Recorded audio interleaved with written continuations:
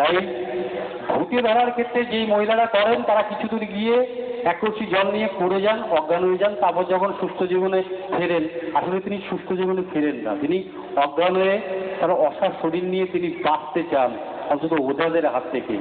আমাদের অভিজ্ঞতায় দেখেছি প্রচুর ওঝা বুনিং করে মারাও গেছেন। আমরা দেখিনি টোটনের কলসি এক কলসি জল কিভাবে মুখে নেয়। রেডি হ্যাঁ না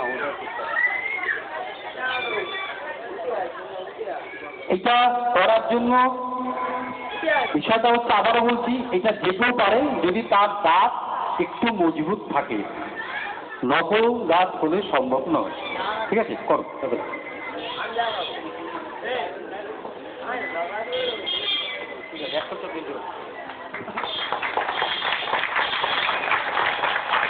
টোটাল ইচ্ছা করলে এখান থেকে নেমে আপনাদের মধ্যে দিয়ে ঘুরেও আসতে পারে, কারণ এটা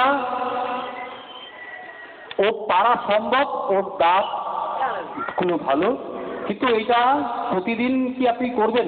প্রতিদিন করার জন্য বলছি না, কারণ এটা করাটাও কৃতিত্ব নয়। শুধু বলছি যে একটা মানুষের পক্ষে এক কলসি জল রাতে নিয়ে সম্ভব, তাহলে কি নোটনকে পেটপিতে ধরেছে? কিছুই ধরে, কারণ এটা সম্ভব। কারণ সত্যি সত্যি আমাদের অভিজ্ঞতায় দেখেছি সেই মেয়েটা বাঁচতে চায় ওজার থেকে, সারাদিন ধরে তার উপর সেই ঝাঁটা পড়া, কুলো পড়া, যা অত্যাচার করা হয়, যাক বাবা যদি এক কলসি জল নিয়ে বাবা এই যাত্রা বাঁচি, নিয়ে যাই, কারণ তার মনে করে যে আমি হয়তো পারবো। এই যে মানসিক একটা জোর, এই জোরটায় কাজ করে।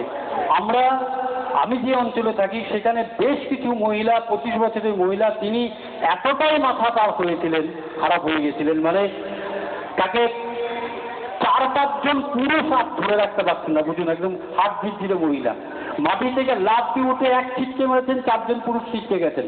সেই মহিলাকে জোর করে ধরে নিয়ে আমরা পাঁচ সার্কাস ন্যাশনাল মেডিকেল কলেজে নিয়ে গেছিলাম। মাস তিনিকের চিকিৎসা তিনি সম্পূর্ণ সুস্থ হয়ে গেছিলেন।